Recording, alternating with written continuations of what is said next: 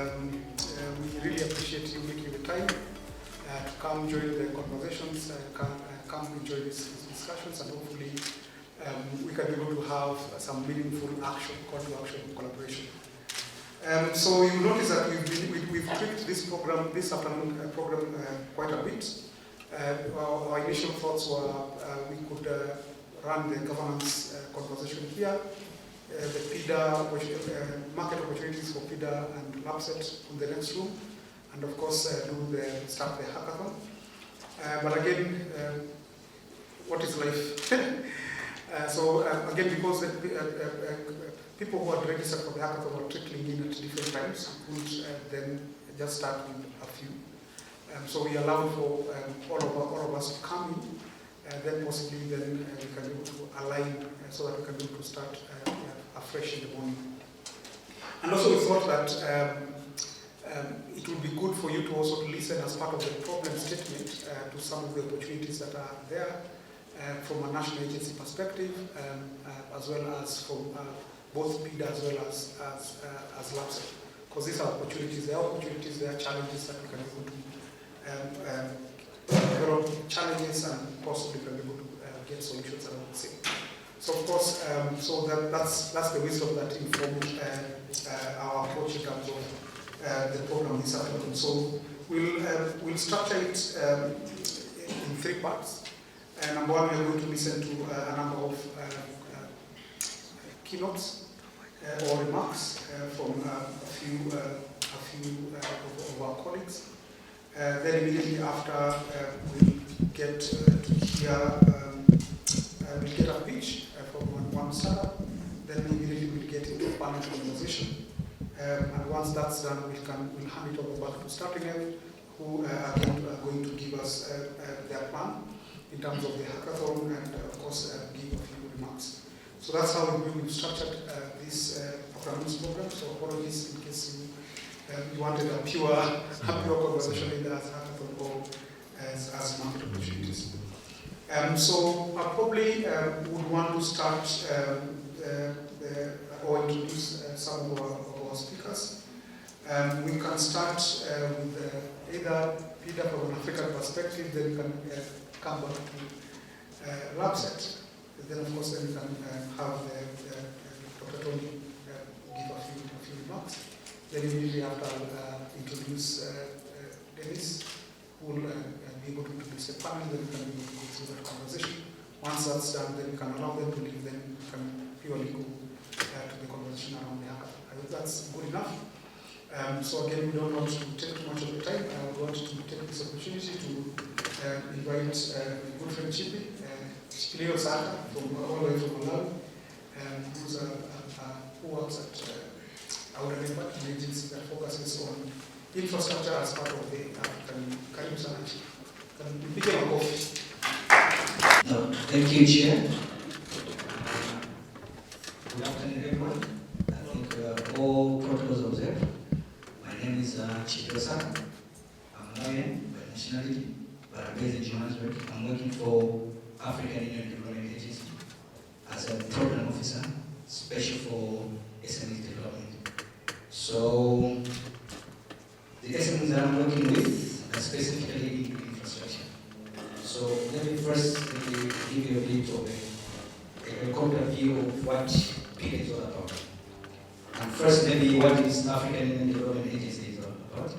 So African Union Development Agency is an African Union technical arm, a development agency whose agenda is looking at implementing the Agenda 2063 of the African Union. So one of our mandates is technical advisory to member states and capacity building of the member states. So how we do that? We got a number of projects in different spectra, health, infrastructure. So myself, I'm coming from the infrastructure division. So from within that infrastructure division, that's where we have a framework that was actually designed by the African Union, which we call it the Program for Infrastructure Development in Africa, which is sectoral. It looks at the deficit, the infrastructure deficit across the continent in terms of surface transport and surface infrastructure, road, rail, ICT, water, energy. So from there, this program started in 2012. That's when it was actually crafted. It's going to end in 2040.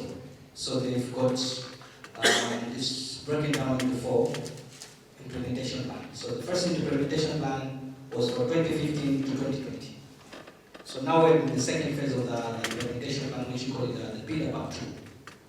So the Bid Up 2 is running from 2021 to 2030. The third implementation plan is going to run from 2030 to 2035. The final implementation plan is going to run from 2035 to 2040. So right now we are the second implementation plan of the PIDA, the Program for Infrastructure Development in Africa, whereby we're looking at infrastructure projects in terms of water, in terms of road, in terms of rail, in terms of ICT, building the data centers. So some of these projects are actually ongoing.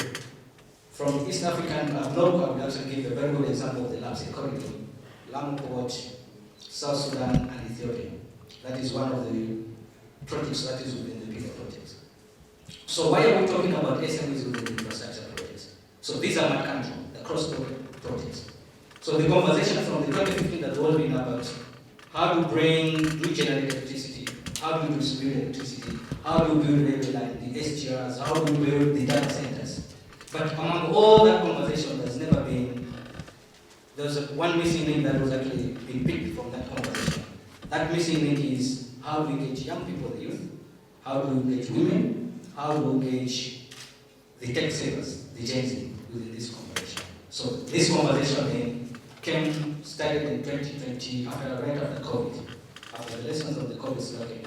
We're talking about these cross-border projects, huge multi-million projects, but we don't see the engagement of the young people within those kind of projects.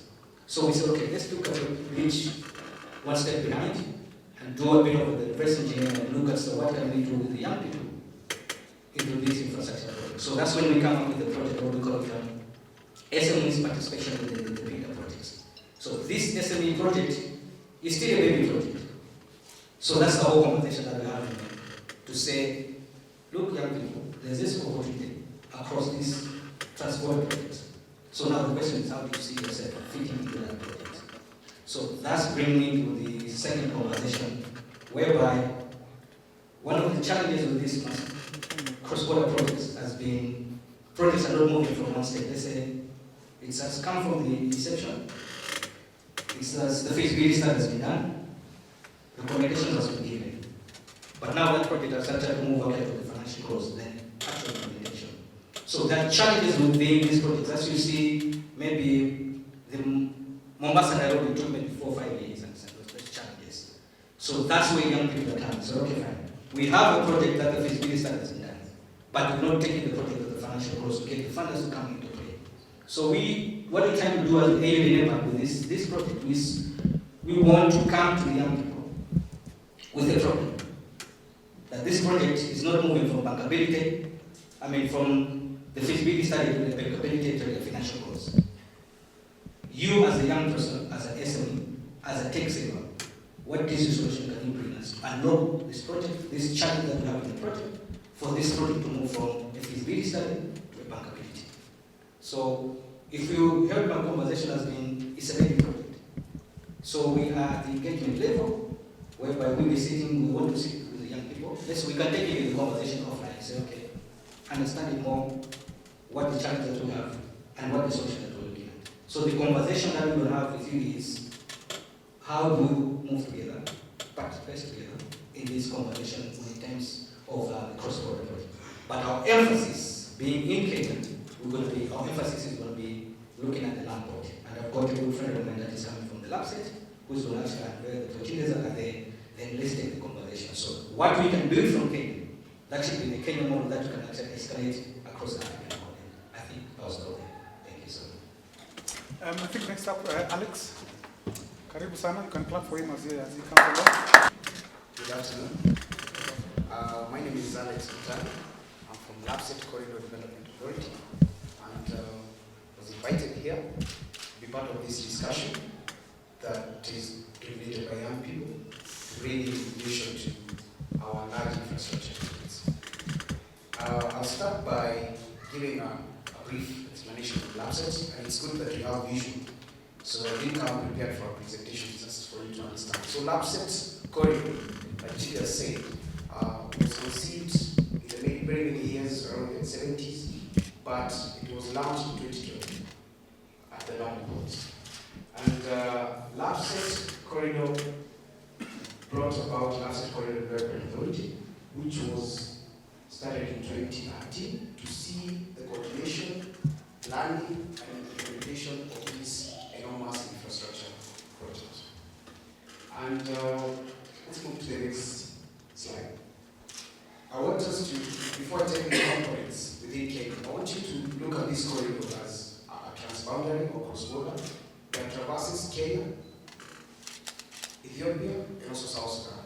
And by the way, if you look at it from the continental perspective, it connects the east coast to the west coast through what we call the transboundary land bridge. And you can see the significance of this project, and that's why what Chidi said about PIDA projects, which is a program for infrastructure development in Africa. One of the things that qualifies a project to be part of PIDA, it has to be transboundary or cross-border. That is more than one country. And for that matter, LabSet was adopted in 2016 as one of the presidential infrastructure champion initiatives in Johannesburg. And currently, the committee is being chaired by Ramaphosa, President. So, let's go to the next one. I want us to look at the regional perspective. You can see it up there, the right side, top side. You can see how it connects Ethiopia, South Sudan, and Kenya. When it comes to the national perspective, which I want us to focus on, is the anchor project, is Lamu Port for this entire corridor. And you can see it opens up the 70% of Kenya, which is the northern eastern, the coast side, northern eastern, which has been left out for the longest time in Kenya, underdeveloped in terms of infrastructure. So you can see traverses Lamu, Garissa, Isiolo, goes to Marsabit, Moyale, on the other end goes from Isiolo to Vinyang, Lodwar, and all the way to Nakoro, to the border of South Sudan. And also there is a line that connects with Nairobi. So let's go to the first slide. So what are these components in Kenya within the LabSet corridor? Number one, I've talked about the Lamu port, which is a 23-path port, and the second strategic port in Kenya. Actually, it's the deepest. It has a draft of about 17.5 meters, so it can dock the biggest ship you can think of compared to Mombasa. We have 3 berths ready, being operated by the Kenya Ports Authority. And we have actually, adjacent to the port, there's been a special economic zone, which was gazetted in October last year, 23rd October. It's about 5,000 acres of land we developed. And we are currently doing master planning for the area, and also investors on boarding policies. From the port now, we need to have connection to the hinterlands. And that we have roads, which have been done, sections, all the way from Lamu to Isiolo. It's ongoing, about 60%. There are also some of the areas have not been tarmacked, need to be installed. So that's ongoing. We have those as a section of highways. We have a proposed railway, which is high-speed rail. It's actually part of the Africa Integrated Railway Network that will connect from Lamu to the city, Nairobi, connect to Juba, and Addis. We have a proposed crude oil pipeline, comes from Lokicha, which is called the Lokicha Lamu Crude Oil Pipeline, and then COP, being led by the State Department for Petroleum. Proposed international airports. We have resort cities in the area.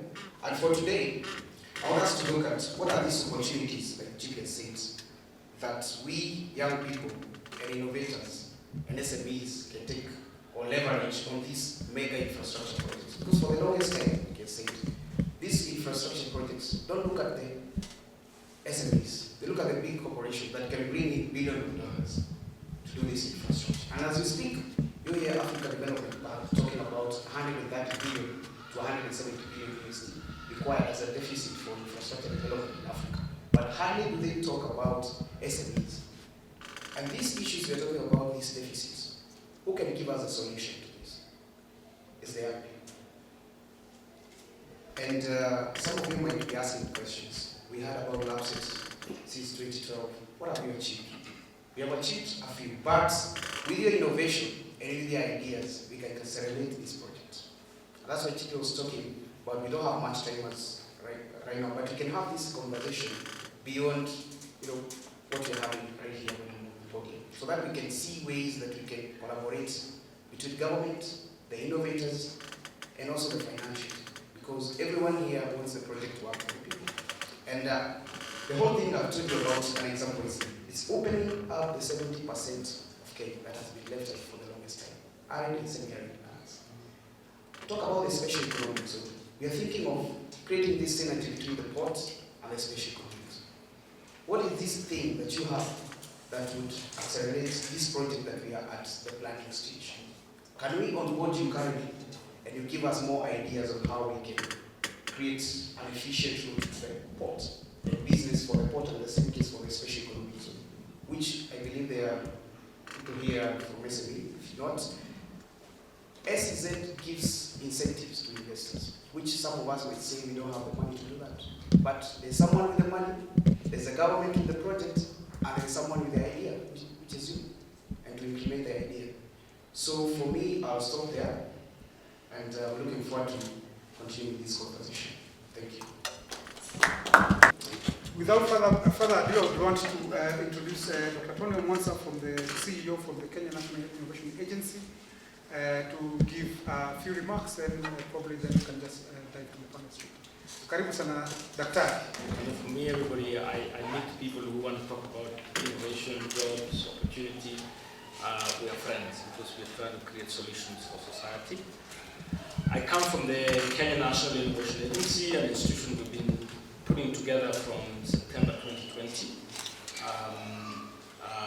as a vehicle, then intentionally and in a structured way trying to strengthen Kenya's system of innovation. We put our efforts around two areas. One is strengthening the commercialization capacity of institutions, be they research institutions, TVETs, universities, and such like. And there's quite a lot of work. I'm sure if I were to ask you whether you know one researcher or somebody who was inventing something somewhere in a certain institution, but did not get it to commercial value, there are very many. You would say there's some things in the shelves, there's some things in the labs, in the libraries, and so on and so forth.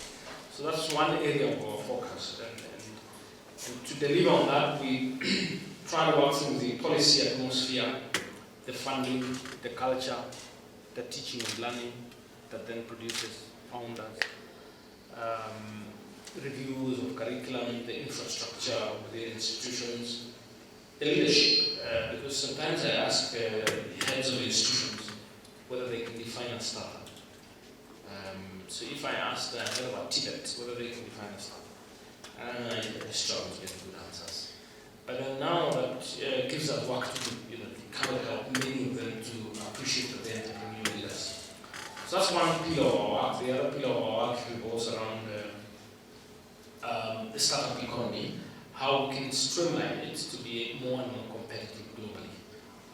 And that ranges from the way we organize our support systems, ESOs in this case, tech transfer, infrastructure, the policy issues, funding issues, the convenience, the engagements, trying to connect with the rest of the globe for startups to find pathways and soft landing opportunities in other markets. So part of them to deliver on these two areas, we do a lot of convening, we do workshops, we do a lot of dissemination, capacity development, partnerships, and so forth. Some of the programs that I think would be relevant to us in this case, we run what we call a Presidential Innovation Challenge Award. So it's a fairly tangible initiative where we are looking for most promising innovations from counties, and we try to award one per county in terms of the winners. We also run one for research commercialization. There is another category for youths, and there is a category for startups.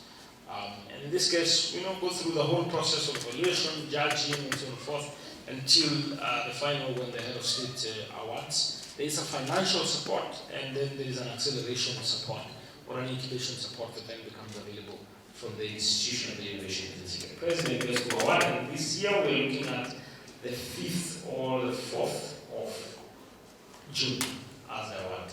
And then we'll move into another round. The second thing that I thought would be useful to this kind of audience is a startup school. Sometimes you may want to build something, or somebody wants to build something, but they probably don't get an appropriate environment to learn the fundamentals. What is it that they need to think through: value proposition, business modeling, how might they fundraise, where might they develop their prototype, and so on and so forth, where do they get a mentor, and so forth.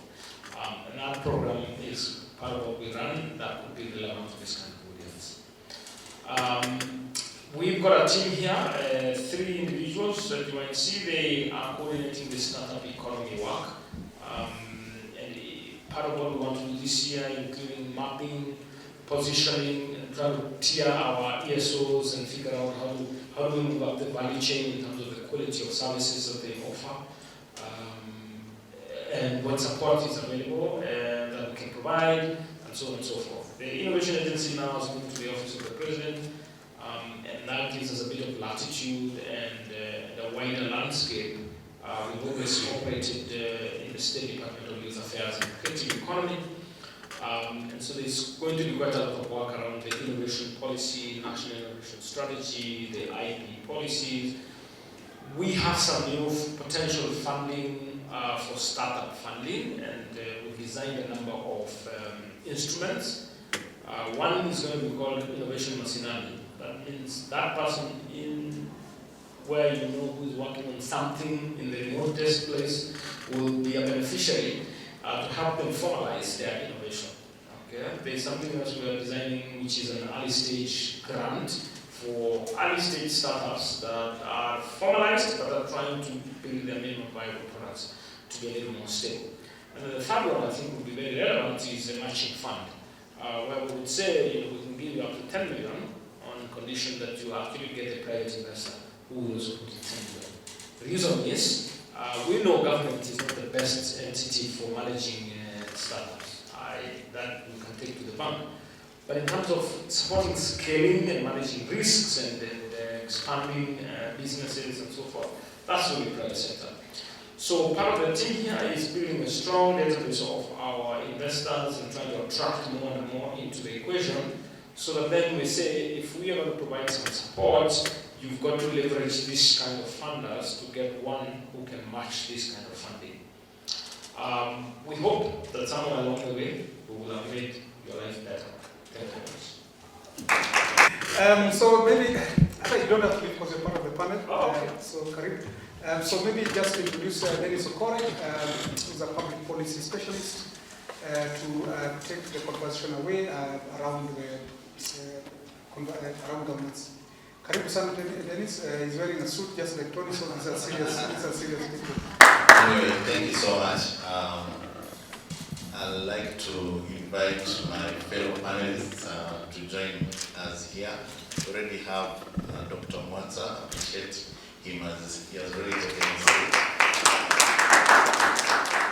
Then I'll invite Ben Roberts. Please appreciate him. Let's see. Then I'll invite Wendy Koyo. So in front of you is a panel of 3 interesting individuals. I won't say much about them, I'll just call them up here. But I want us to first start with a round of introduction. They will say their names and what they do. And Dr. Mwanza has already said it. So I'll start with Ben Roberts. Then my sister here will introduce herself, what she does. Then I'll tell you why they're up here after they have introduced themselves. Welcome. Thank you. Yes, my name is Ben Roberts. I have been for a long time a CTO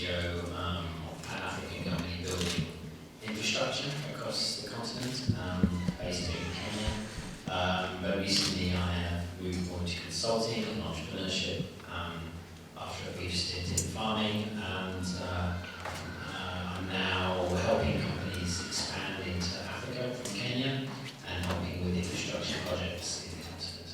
Okay, thank you. So good afternoon, everybody. My name is Wendy Kuyo, and I'm an advocate with a specific bias towards technology law, and to be precise, data protection law and AI ethics. So I work towards supporting organizations to embed this new technology law-related laws within business practices, within innovation. Thank you so much. Yeah, thank you.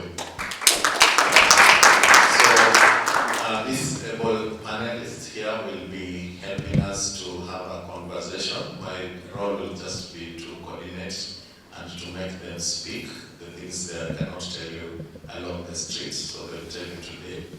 And at some point, I will also be inviting you to engage with them. Their noble task this afternoon is to help us understand and have a discussion on how technology can be used to improve governance and to enhance governance.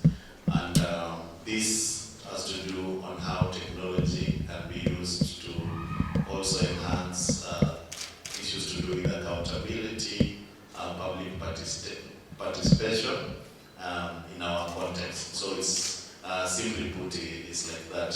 I've already interacted with some of the innovators here, techies and people who are interested in technology. So we are in very safe hands this afternoon.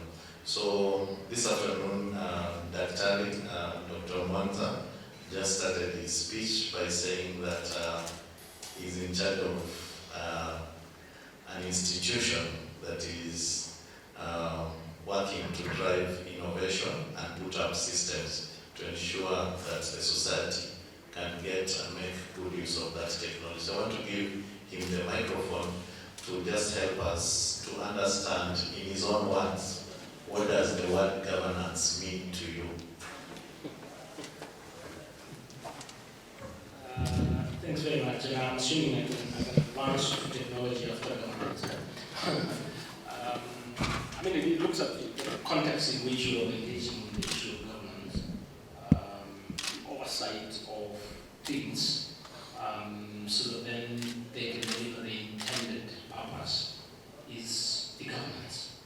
So, I mean, if you look at the institutional level, you would say we've got a board that provides the governance framework, how the institution thrives. In the case of technology, the guiding of technology so that then it delivers. And in this case, we're not talking just about ICT, but we're looking at broadly at what technologies have been developed and others being developed in terms of their usage, in terms of their effective adoption and penetration, minimizing the risks and the burdens that would come out of technology usage, including eliminating other people from accessing the same technologies, affordability, convenient availability, and so on and so forth. Things that then make technology to be accessible to as many people as possible, to use for transforming the individual and collective lives. Yeah, thank you so much, Dr. So he has answered the question with a very interesting perspective, which I want us to have at the back of our mind, and that is ensuring that the technology and the innovations that are in place are used in a proper way. Yeah, and I'm asking myself, maybe Ben will help us to understand this because he's worked with these big technology companies. I would like him to give us a perspective of governance in terms of government, in terms of how government interprets technology, how government takes technology so that it leverages technology as a tool for exercising its governance. Yes, I will sort of, I'll talk a bit more, first on the policy side and then perhaps on government implementation of technology for governance. I think when it comes to, technology is always moving, right? So when it comes to the important things around governance of technology, the sort of thing that Tony was talking about, those important policies that are going on. We talk about it a lot in Kenya, but decisions are not made in Kenya about these policies. Decisions are made in Geneva, in New York, in London, Paris. Places like this where you're having international events. Technologies itself is a global thing. We're talking artificial intelligence. And there are decisions being made, discussions being had about the impact of this technology. And we talk a lot in Kenya, but we're not really doing anything influential because we're just having conversations, and those influential conversations about really what's going to happen are taking place in other places. So if we are interested in those things, then there's no point in being in Nairobi. You need to get on the plane and go to those meetings.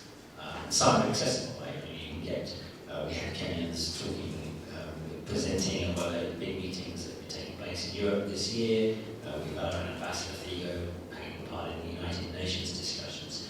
So, those things, we do a lot of policy work, and the policies that we have in Kenya are really more around driving, right? They're more around, I think Tony's more of a, we have accelerators and we have brakes, regulators and the brakes, and then we have people pushing. This is an investment. Tony's organisation would be more on the accelerator side, right? Let's go faster, how we can make innovation happen, make our environment suitable for investment. People see Kenya as being a good destination for investment in technology, and our former ambassador from the United States, Meg Whitman, was the chief marketing officer for that, so she's no longer with us, really pushing and making us on a global stage, more than our own government, to be honest. Yeah. Maybe Ben, before we think about going global, what I'm thinking, and I think most of the innovators here will be asking ourselves the question, because you've mentioned that there are a lot of things happening globally, which is true, and our technology ambassador Thigo, has been doing a fantastic job in terms of positioning that.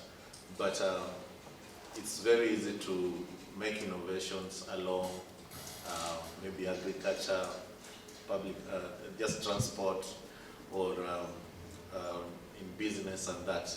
But it's a different ball game altogether to come up with innovations that government can adopt, and you actually solve a problem that government is actually coping. And I think the essence of our session today is really to also assist the innovators, the techpreneurs here, to really understand what are some of the opportunities when you think about governance, because from your introduction and also from Daktari, you've already given us a wide spectrum of governance. I'm trying to look at what are the real opportunities that innovators can start looking at in terms of gaps, because I think when we talk about government side, one of the biggest innovations that we talk about, which is like our M-Pesa story, is like the e-citizen. But beyond that, what are the opportunities that are there? Well, and that's what I'm going to next is this sort of government implementing technology to improve its governance, right? So e-citizen is a good example, right? And to be honest, should be a shining example of a Kenyan success story of locally developed ICT solutions. Yeah. However, there are people, stories being written saying the opposite. But I'm of opinion it's the first. I'm of opinion this is a Kenyan team that developed a system. And so there are no end of problems that government can have, that our innovators can be solving to do. But if you're looking to the government as a customer of those innovations, be prepared for a month ride, right? Because you have a success story here, and then now things become difficult. Governments change, and right now even just getting paid is a problem, right? So pending bills of government is a problem. So if you are a young innovator and you've got a solution to government, be prepared to not get paid on time. Right? So government can be implementing technology to solve those problems, and it is, and we're seeing good things happening. But enter that market with caution. Yeah. Do you think the government would like to be transparent about the pending bills? Like had a portal that... I don't think government has a choice about pending bills. I don't think it's there, but the struggle they have is they probably have a struggle to pay the pending bills. But certainly, I think of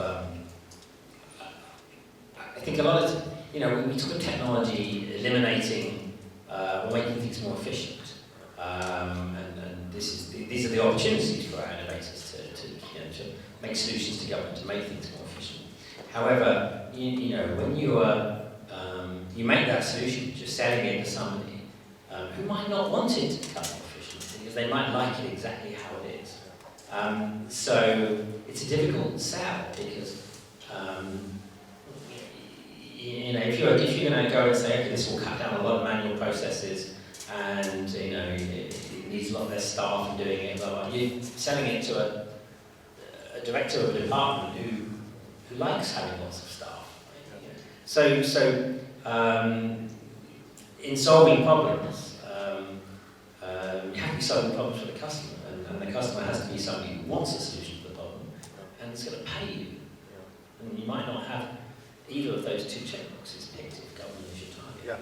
Yeah, I think that's interesting. So I think hold on that point, and Dr. Mans, I'll be coming back to you to just look at issues of adoption, to look at the willingness of the government to even uptake some of those innovations, because from my experience, I've seen one of the challenges with most of the innovators. They have very good products, and some of them are just locked maybe on GitHub. They've really not taken them to the market. But again, they're not sure of the willingness of the users to adopt them, and also the users' willingness to pay it. So I'll come back to you, but just touching on that issue of transparency, I wanted to ask Wendy, and as someone who has dealt with technology and also from a legal perspective, there's an issue of the whole world actually. There's a big question of trust. There's a trust deficit in our society. But coupled to that, there's also the issue of transparency. And I was thinking around this topic today and just thinking about tech governance and looking at how technology can enhance participation, how technology can enhance accountability, and also more importantly, how technology can enhance transparency. So do you think the society in Kenya is ready for that? And the question I was asking Ben is on the issues of the bill, because I think we are not even sure, we don't have visibility, or we just know a big figure. I've forgotten how many billions. We always just hear these billions is owed to the counties, this is at national level, but we really don't have a portal where we can say, these are the lines that we have that. So unless you go to IFMIS. So are we really ready for this issue of transparency, and what can we change so that to ensure that government uses technology to enhance transparency and then build trust among its citizens? Okay, thank you. I think first of all, you've talked about transparency, accountability, and one of my very core principles when I'm taking up advisory is that advisory and consumer trust are the core of this game. So one thing is to always recognize that we have the Kenyan Data Protection Act as well, and these principles are very clearly laid out. So what we mean by number one, transparency, is that are the users, say for example, do the users know how their data is being used?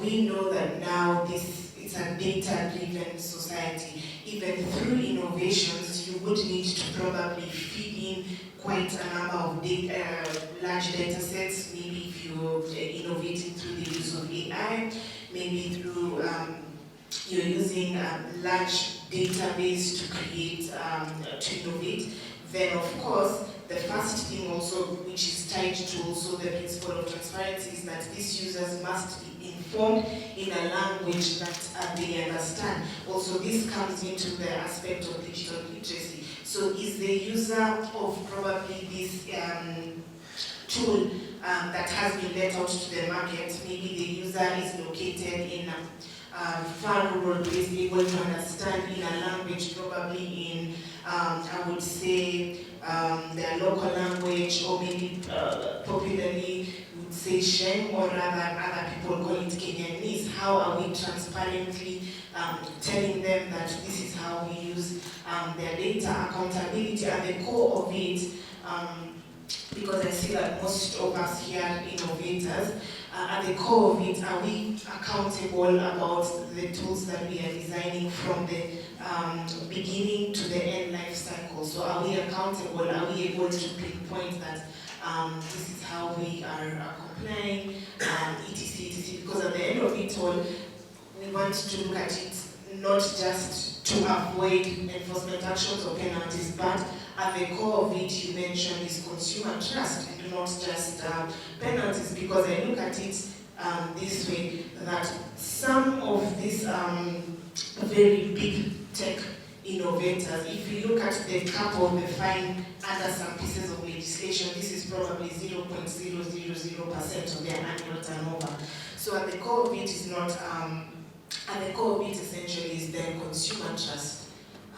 Just a second. So, like, I really get the point you're driving at, but I'm also wondering, like, the laws that are existing, do they really appreciate some of these factors? Because I think we have the it's called what, the Competition Act, we have those Copyright Act and all that. But how are these laws reflecting and interpreting the current realities and the current issues? Because I think those are the issues that the innovators will really want to interact with. And even when you talk about literacy, data literacy that you've talked about, which I think is very important on issues of transparency, how do we begin that journey as an innovator? Because I think most of the innovators in Kenya are always so afraid that the idea will be stolen. Yeah, even if it's just on their laptop. So they work with their laptop the whole day, go back home, because it has an app they have built, and they don't want it to be stolen. Yeah. Okay, so I think firstly, because from what I get from your point is that there's still a little bit of lack of awareness as to what frameworks exist to protect innovators. So say, for example, the intellectual property frameworks that exist in Kenya. So also even as well, the Data Protection Act, it's subsidiary legislation, there are also guidance notes. But one thing is that, okay, as an innovator, this is probably legalese. Do I need probably to like a lawyer, or how can I interpret these frameworks? Because certainly, then one gap would be that how are these frameworks written? I would appreciate the efforts by the Office of the Data Protection Commissioner, which is the enforcement body within Kenya to enforce the Data Protection Act, which has come up with guidance, sector-specific guidance notes. I know that we are not yet there, but slowly by slowly, the DPC is coming up with guidance notes to tell innovators, say for example, you need to obtain consent of certain users. You have a tool for users to use the tool, or for you to feed in their data, you need to obtain their consent. What is this consent? I know there was one very big case that came along and everyone was so scared. What is this consent? So what are them? How do you break down consent? So props to these enforcement agencies, which is coming up with guidance notes, but I would certainly agree that there is still a long way to come. Probably this legislation does not exactly, say for example, if we look at the caps of the fines given under this legislation does not exactly shield all the users, because just looking at it. I think that's something so important. So I think what is coming from you is that first of all, there is a need for the literacy, but there's still a lot of work in terms of creating awareness for this. Yeah. So I'll be coming back to you on something interesting, but I'm seeing Ben had something burning. Yeah, before I come to Dr. Mwanza. It's all well and good, right? But without enforcement, Yeah. there's just guidelines, right? Yeah. You know, traffic laws are pretty global. Some of them are pretty global. You know, if there's a red light, you stop. Yeah. If you're going around the roundabout and someone's on the roundabout, you give way, you stop, you let them go around the roundabout. If you're in the US and you see a traffic light and it's green, you go straight through and you don't slow down. Because you know no one's going to come out and hit you. If you're going around a roundabout, you just go around at 40 miles an hour. Because no one's going to come out and You've hit tried you. that in Kenya, so I think. You try that in Kenya, yeah, and you'll die somewhere. Especially on roundabouts, because it's not even an awareness. All Kenyan drivers are aware what a red light means. They're all aware what a roundabout is. Yeah, there's no lack of awareness, it's lack of enforcement. So we are, in data protection, we're having, it's a new agency, but we're having, you know, it seems, an agency that's going out there, is making guidelines, it is doing enforcement, it's making fines, it's good, right? But then when it comes to intellectual property, you're asking about IP. We've got completely ineffective institutions that don't enforce IP. They're happy to charge you fees to get patents or whatnot. When it comes to enforcement, you're on your own. Yeah? So what are we doing? Yeah, thanks for adding that perspective. So quite very interesting. So one of the things is that for this to really work, enforcement must be there and it must work. Yeah. Yeah. So I wanted to bring in Dr. Mwanza on the aspect of adoption of technology, and here is in the sense of looking at the innovations. And we were very fortunate to benefit from your earlier speech when we were opening the afternoon session, where you also mentioned a couple of initiatives that you are putting together. And maybe you could borrow from that experience and really tell us. I'm really keen to see startups. Are there initiatives that you are taking even in your organization and in the course of your work to see that some of the innovations, being a government agency, because your agency is a very important aspect in the whole innovation space in Kenya, because it's a government-led initiative. So you could really tell us, are there initiatives, because I know the big tech like Safaricom, I've already seen them, their footprints in health, I've seen their footprints in agriculture, but what about these people who are making innovation? Do you have sandboxes that you're really mentoring some of these startups to help government solve some of the problems? Are there such kind of thinking? Thanks. A fairly complex question, and especially when you get into a competitive environment. Killing Safaricom on this side and on this side, and you are trying to offer the same service. So it's not an easy space, for you to fight through. But you know, I've had a privilege of trying to get a solution to government before I joined government. And now I am on the other side as an accounting officer making decisions about some young person who is trying to put a solution. Now, when I was doing some research and I was an academic at that point, I built a system, an open source system for management of county operations. And then I went all over the place trying to convince them that this is one of the cheapest solutions you can get. I just need to train you and maintain the system. Not even one sign. Now later on I asked her, so why? I mean, I thought it was an amazing tool, it was low cost, everything made sense. Then somebody told me, no, it didn't make sense to me on the side. Why? Because it's a procurement issue. If it's not in my procurement plan, and I'm not going to procure, then I'm not going to do it. Done. Now on this other side, I mean, of course, fast forward, I figured out how to navigate and somehow got a few counties to adopt.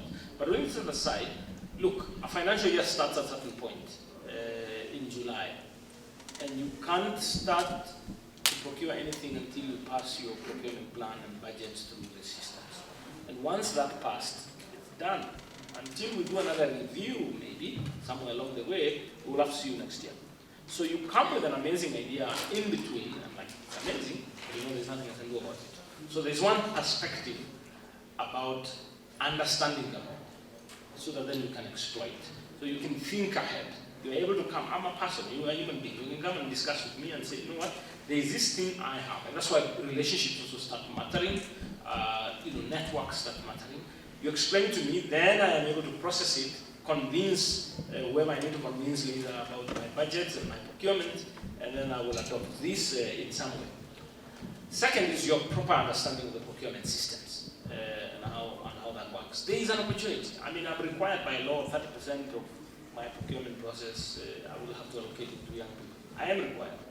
So if you understand, and I've met some young people who really understand that system, and then they have built relationships. Just a second. Go ahead. Perhaps maybe you could explain that's AGPO you are referring to, right?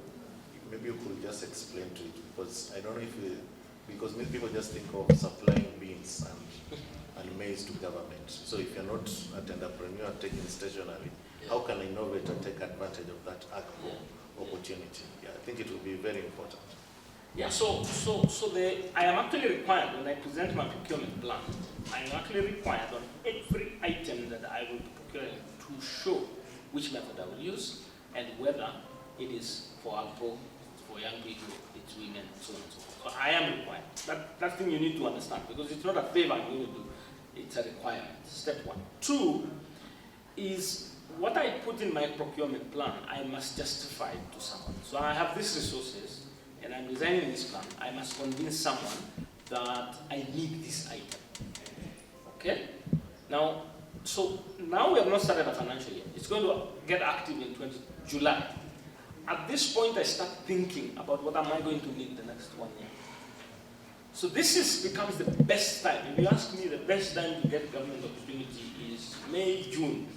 April, May, June. Because the orientation there is designing. We are thinking about our performance targets of next year. Now, we're in a design mode. So if you can build your relationships, then enable you to get onto a table and say, I've got this solution, just look at it, please. But I also must say that chances, here's an example. We use ERPs. Today, if I go to any government institution and ask which ERP, who is the provider, 85% of the chances I'll get it an American solution, or even over. All right? I have met a university that has actually built an ERP, really robust, but only uses within. And I keep wondering, why are there not universities using this? Because it will be half the price. There comes a procurement issue and certain dynamics. There is also perception, orientation, and so on and so forth. I tried, by the way, at the Innovation Agency to use a local ERP. And I faced resistance internally. My own procurement officers is, no, you know what, we are going through a proper procurement process. Don't predetermine anything. And then for sure, the guy who had a local solution didn't succeed. For a number of reasons. Oh, there is no reference point, or there is no other company that is using it, or so on and so forth. And then it crashed. But there's an initiative I'm coming up with. I've just designed what we call an innovation fellowship. And the fellowship, my argument is, in government, as a government institution, I can procure from I can provide a solution to another government institution preferentially. Okay? So all these web portals I see, all these apps I see, and so on and so forth, they don't have to go through procurement. What I need to do is to say, I am offering this to you as an innovation agency. And then behind me is a team of young people, because I can take young people and they can develop solutions that I can actually offer. The bigger my coffee, man. That I can offer on a government-to-government arrangement. So that to me is going to be one of my flagship initiatives to facilitate this, make it a little easier. In other words, I take the responsibility when offering the solution and say, come for me if you have a problem. I will protect my guys behind you. Can I ask him a question, Chas? Yeah. I want to dig a bit deeper into this, because back to the thing he was asking about, if you have an idea to help government, if you have an idea, you make a relationship, that obviously has to go to public procurement. So the danger, the risk, the fear is that, okay, you go, here's the idea, I've got a solution to, make your water more efficient. So then they like it, they put together a tender, it goes out for public and says, we'd like to procure a solution to make your water more efficient. And then your idea is kind of almost a bit out there, and other people can come with other ways to beat you in the tender. How do you ensure that that investment we make is going to lead to success and not just keep putting it out to someone else? Hard one, because law is on the what?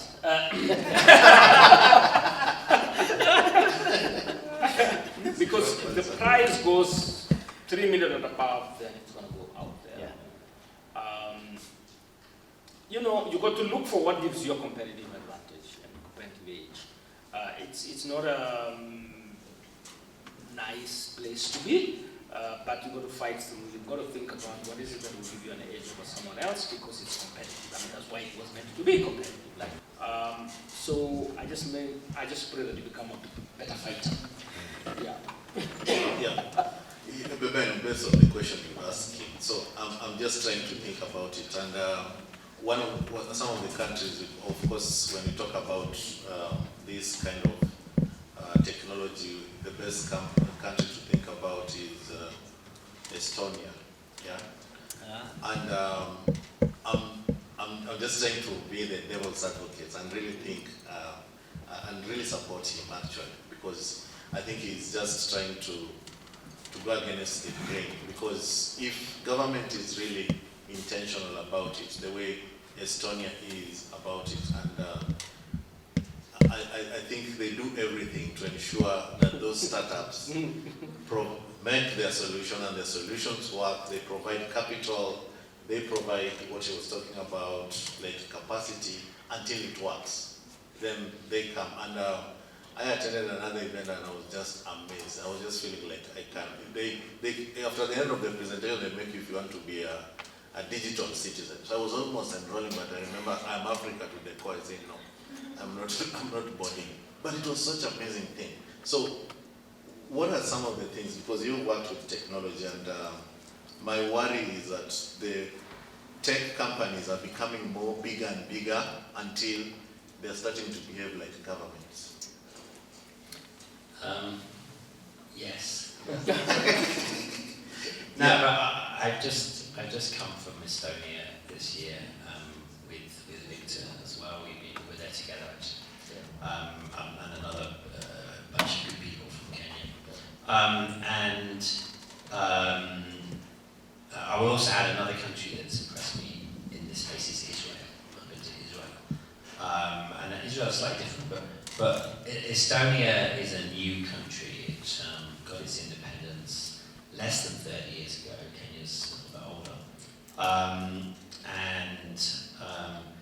When they got that independence, it's also a small country really, and they came out of Soviet Union rule, and didn't have a lot of money. But often for government systems, countries in Europe would call in McKinsey or Anderson's, and you start racking up huge bills, and they realised immediately they didn't have the money to do this. Right? From the very beginning, at the get-go, they realised that they had a strong policy. They wanted to create a digital systems, digital society, but they also admitted that they didn't have the means to do that.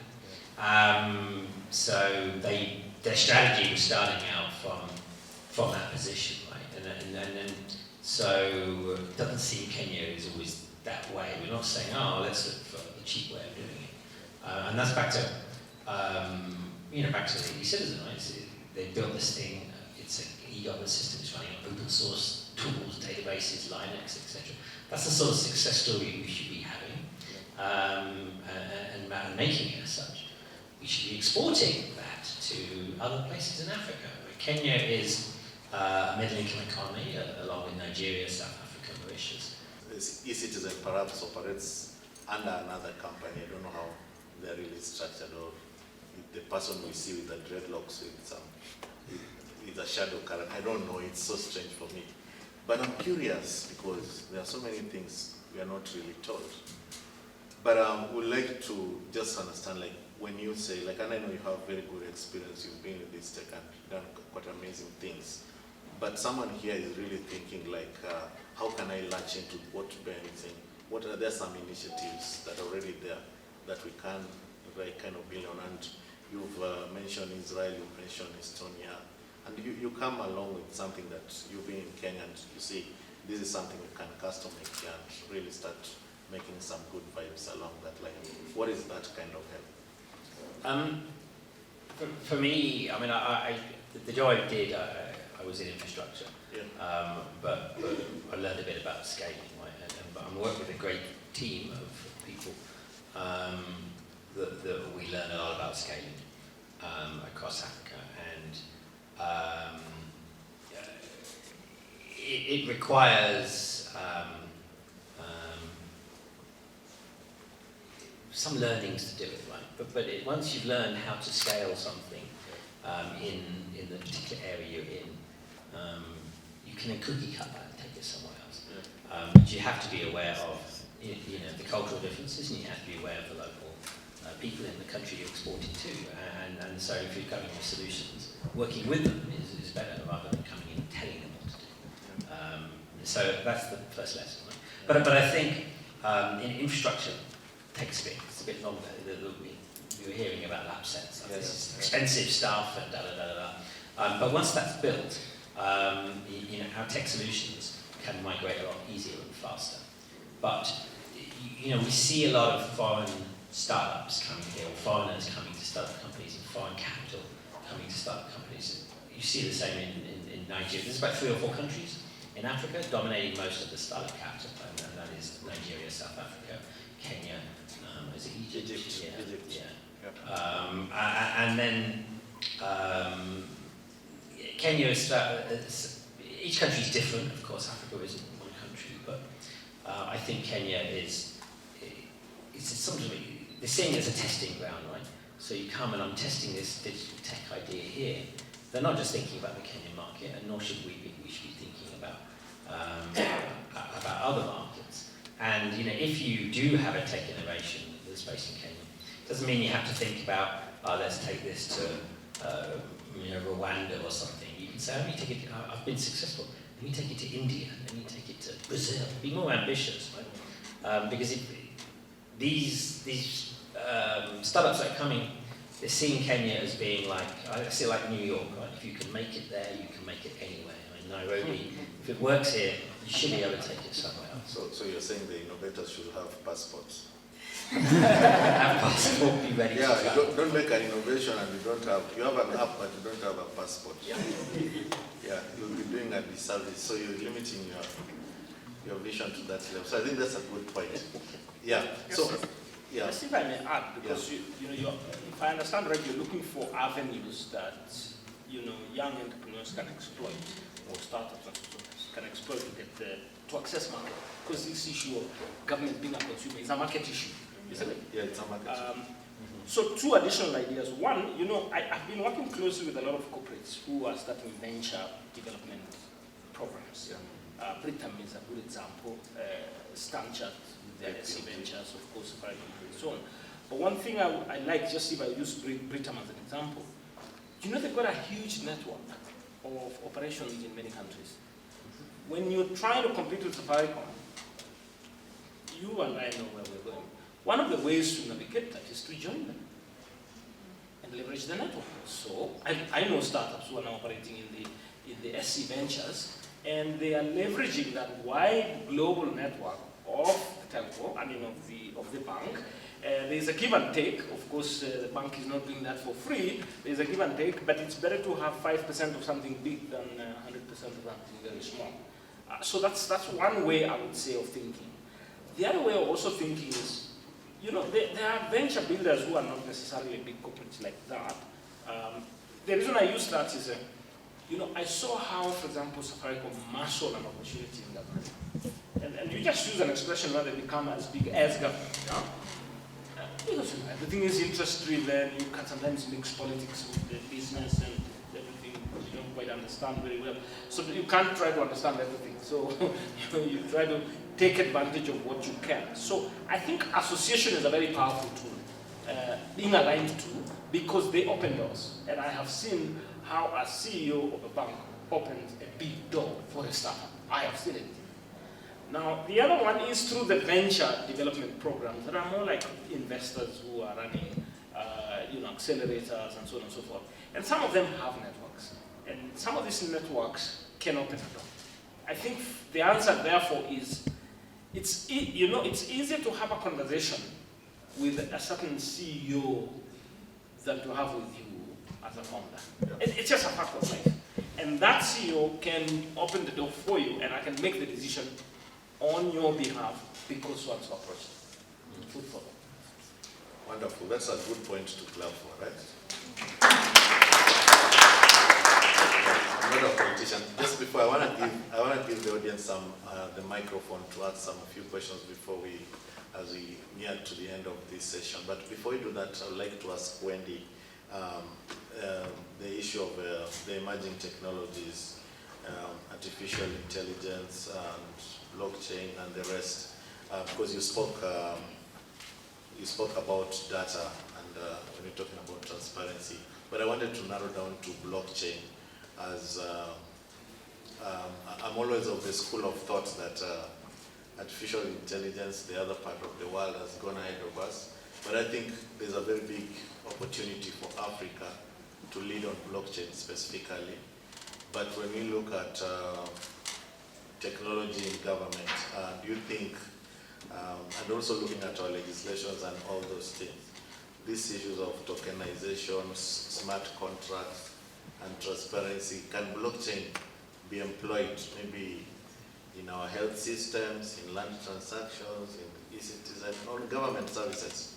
Maybe could you just share with us that so that we can know if that's something that can work or we're overthinking? I mean, in very brief, I think all these issues, matters, blockchain, everything has been a conversation for quite some time. But still, I think there has been, still again on the other side, like what I had previously mentioned, there is still an awareness gap. There is still a little bit of big gaps again on legislative developments in the area. So while there's an opportunity, there's also a very big gap on the other hand. So what should we do? Create more awareness, I guess. Yeah, but I think for the startups, like there's this gap on the legal side. So what should they do? Because someone is already thinking Web3 is the next big thing for me. So, and there's this legal vagueness, obscure thing. So what should I do? I think also, let me even take it from a perspective in relation to AI, based on the fact that we still don't have an AI framework. Recently, from the EU, they have the AI Act that has already been published in the EU journal. It is already so.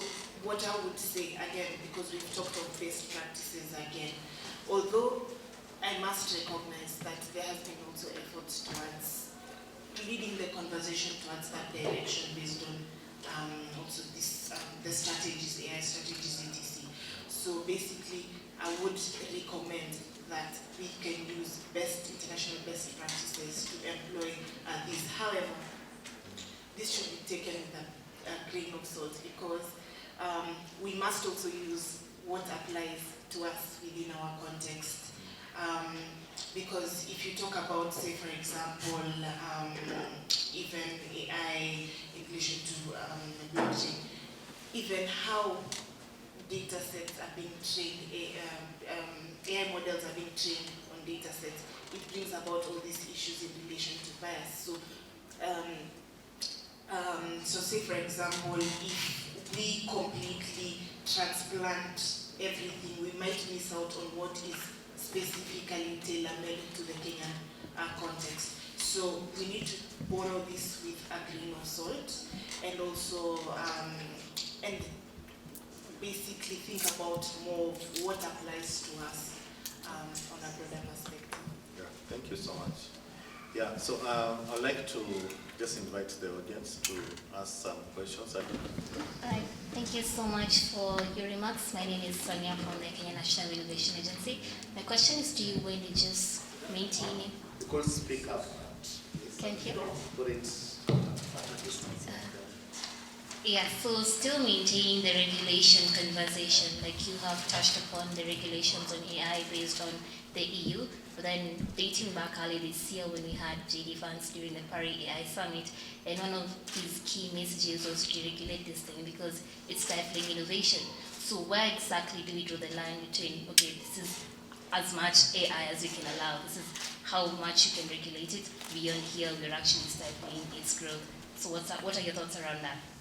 Hello everyone, I'm Dennis Fadili from University of Nairobi, pursuing geospatial engineering.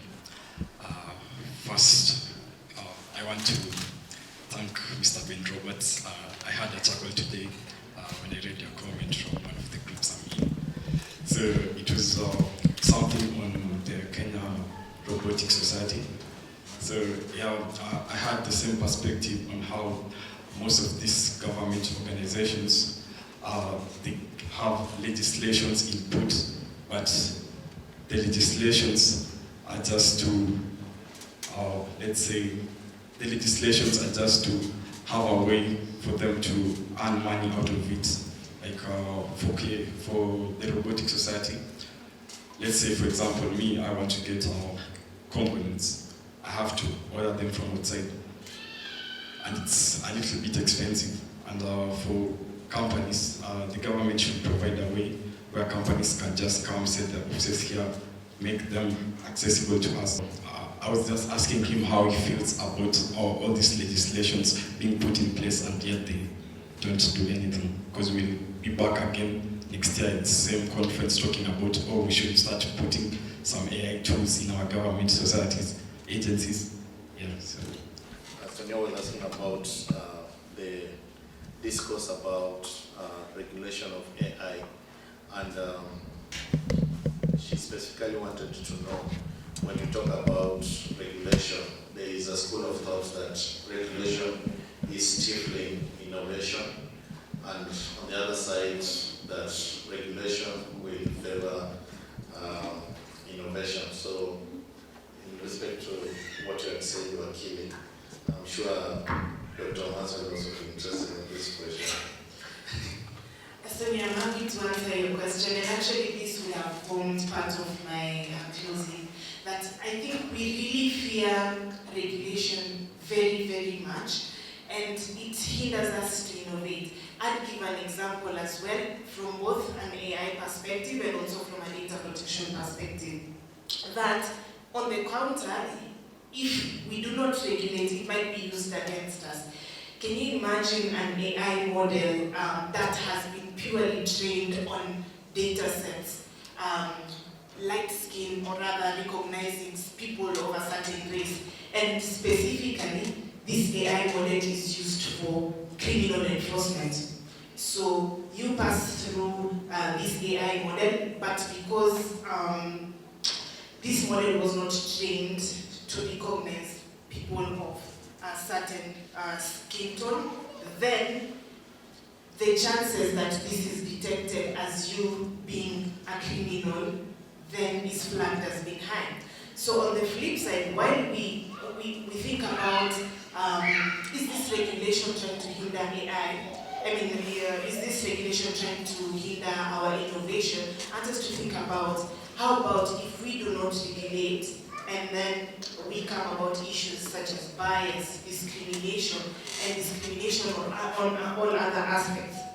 Also, because a lot of the times I'm asked, especially by marketing teams, that if we don't market, our marketing practices and this Data Protection Act, basically we don't have jobs, but listen, all these pieces of legislation need to be designed in a manner that do not necessarily hinder the jobs, but rather processing is done within the ambit of these numerous principles: fairness, non-discrimination, transparency, in that users that are going to use these tools for innovation are in control over how you use their personal data. They exactly know that these are the risks involved in using this tool, and this is how we can mitigate these risks. I usually give a very good example. Say, for example, you fed in a whole database into an AI system, or rather a hospital system has full data sets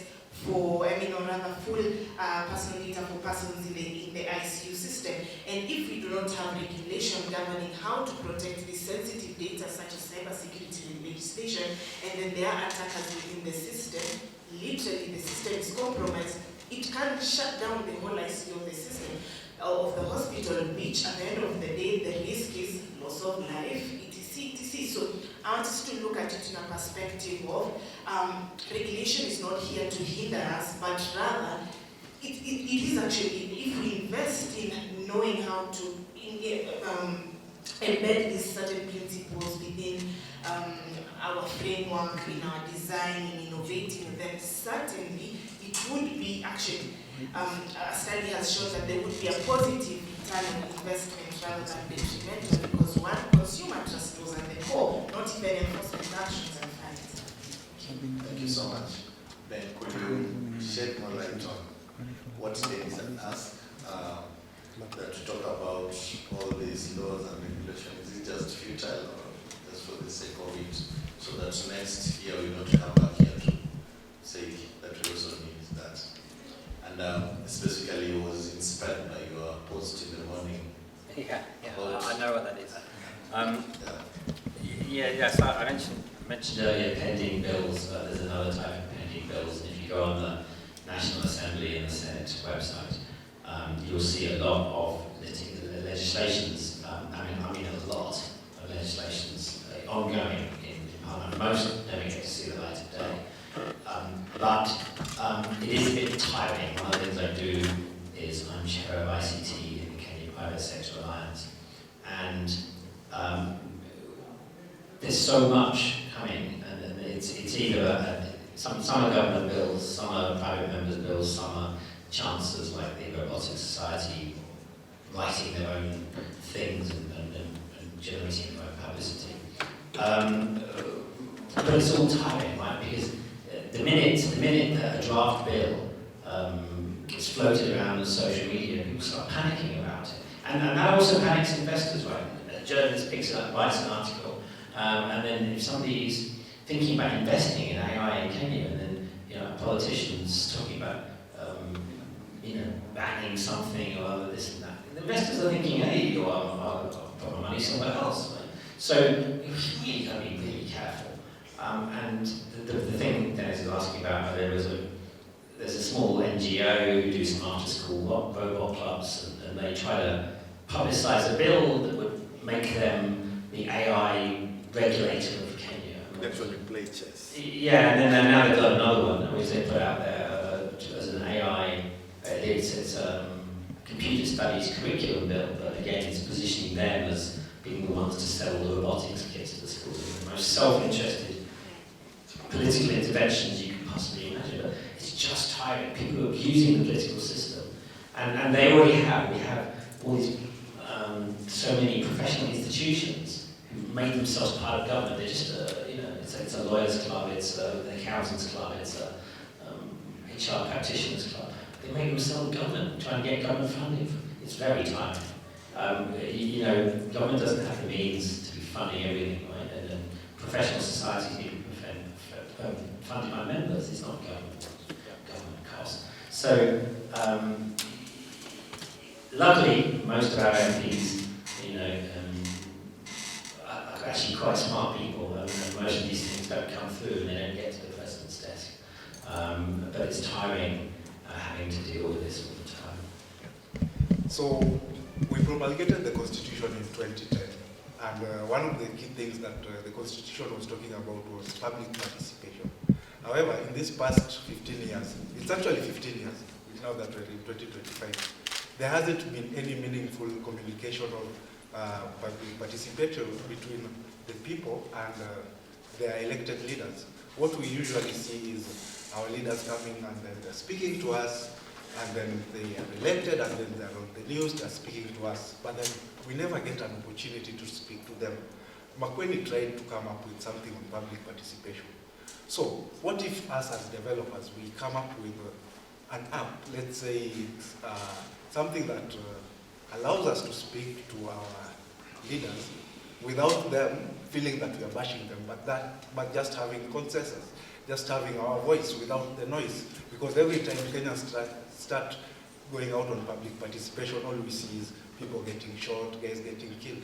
So can we save these lives? What if we were supposed to build something for public participation and everyone gets to understand that we are looking for service delivery without the noise? It's just our voice without the noise. And we built it today. How fast can this be rolled out? How fast can this be rolled out so that... There's an app already. It's called WhatsApp. Like, the app exists, you're just not in the group. But not everybody has access to them. And they are in WhatsApp groups, and they're even lurking in some of the ones we were talking about, some of the politicians we were talking about, these tech policy groups. So they're listening. And they do listen, and they sit down and have a coffee with them. Not everybody has access to sit down and have a coffee with them. And you're right, you know, it's feeling like there's no access. But I'm telling you, of those elected leaders, they're good people, right? And you sit down and have a coffee with them and explain those things, they want to listen. You sit with someone like KJ, you know, he got a bad reputation with young people, but he's a good person. Right? And you know, it's just having the access to the room to have that conversation. It feels like you don't have the access, but once the access is there, you have people that want to listen, to be honest. Because I know you are a software engineer, because you introduced yourself so, and I can see that you want to build a system. And you have framed a problem for which you want to create a solution. Now, so you're on the right track in terms of the principles, but I'm also wondering whether the solution you're proposing is the most appropriate to the problem. You might create a solution and start looking for the problem, because the problem may actually not be existing in the manner in which you framed it. And that's the risk. I want you to let go. You spend more time to think about whether that's a real problem. And when you speak to a diverse group of people who are not in your context, because there's a group of people who will tell you, public participation has been super successful, you know, because they leverage other channels, social media, you know, WhatsApp, and so on and so forth. And they said it's not broken. So the constitution will say, yes, we should have public participation, but it never prescribes exactly how. You know? So if you haven't participated in something, it doesn't mean that it doesn't exist. That's my point. So I'd like you to be a little patient and spend time with that problem to be sure that you are solving for a real problem. Yeah. Is there an initiative or an app that can be set up to restrict a bill from being passed if the actual number of the public haven't voted in or given the opinion on the bill? I think lawyer's question. I'll hand it over to a lawyer for lawyer conversation, but I was going to ask ahead of that, what is the threshold? Are we talking about 10, 100 people, 1,000 people? In other words, what is the threshold for public participation? Because I don't know any bill, I don't know any policy, I don't know anything that has gone through the National Assembly, for example, which has been shut down with reasonable ground around public participation because it's a subjective statement. It does not have an objective number. And it does not have a prescription of how is public participation. Exactly, what's the methodology? This can be public participation. Online can be public participation. A newspaper ad is public participation, and so on and so forth. So how will you challenge it? Food for thought. Lawyer. Or did I sound like one? You never mean that law school.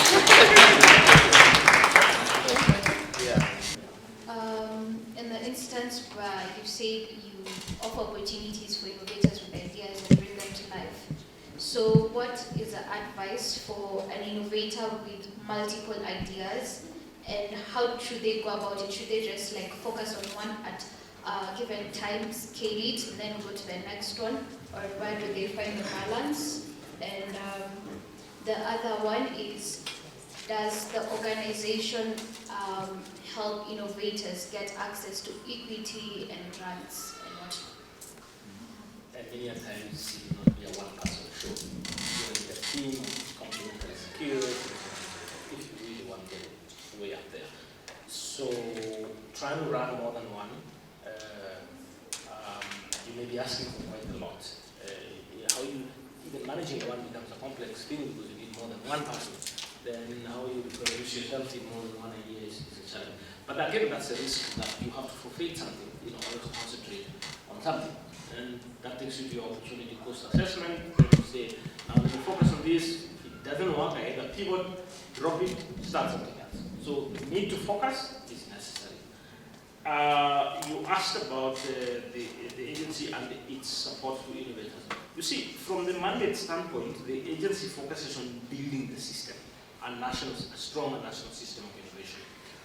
So we end up working with a lot of institutions. So our interest is not so much having innovators queue around and then let's give them what they need, partnerships and so on and so forth. But if we see more institutions thriving, being supported to thrive so that they can effectively support the innovators, then that's our better measure of success, because we can reproduce ourselves and have greater impact. But nevertheless, we do have certain programs that can benefit individuals directly. You check on the website, you'll get quite a range of them. But again, if you came and asked for specific advice, we've got a team that then enables you to, find your way and then leverage already existing systems out there that will point you to. It's interesting. I mean, and I think Ben at some point when I came, you really alluded to some of these things. Is that it's a struggle. Tony has been trying to really put these things in perspective. I mean, if you look at, for example, Kenya Innovation Week and Humble, these young people really trying their best level to put their best foot forward. I mean, it's really a certain motivation to do well. But as she says, that sometimes maybe perhaps when Tony we need to attach resources to policies, because yes, our policies are as good as they seem. For example, if you see Kenya Israeli Investment Forum, you realize their government invested in that. Our young people, the likes of Victor and his colleagues, when they travel, I mean, it's their own pocket money, they have to look for their own resources. Maybe perhaps, Tony, in your office, I don't know, I mean, you have been pushing for this, and we really feel like perhaps we need to be given our own ministry. Because you look at in terms of even your budget to see all these things, because the blame again goes to what is Kenya doing? Yet it's just a department. I mean, assuming it had maybe resources perhaps, whereby we have all these policies under Kenya, and then young people put proper incubation program. I mean, where they can, if they were to pitch for business, it's value. But it's a struggle. I mean, I saw Victor was not even sleeping in Europe. I mean, it was between dawn to dawn. I mean, I see him struggling answering messages. And Robert here was, you guys did so much. I mean, I'm from another sector. It's not really innovation. So my issue is that perhaps Tony need to, I don't know what we need to do. I will perhaps pursue the president, because I realize we are a bit close to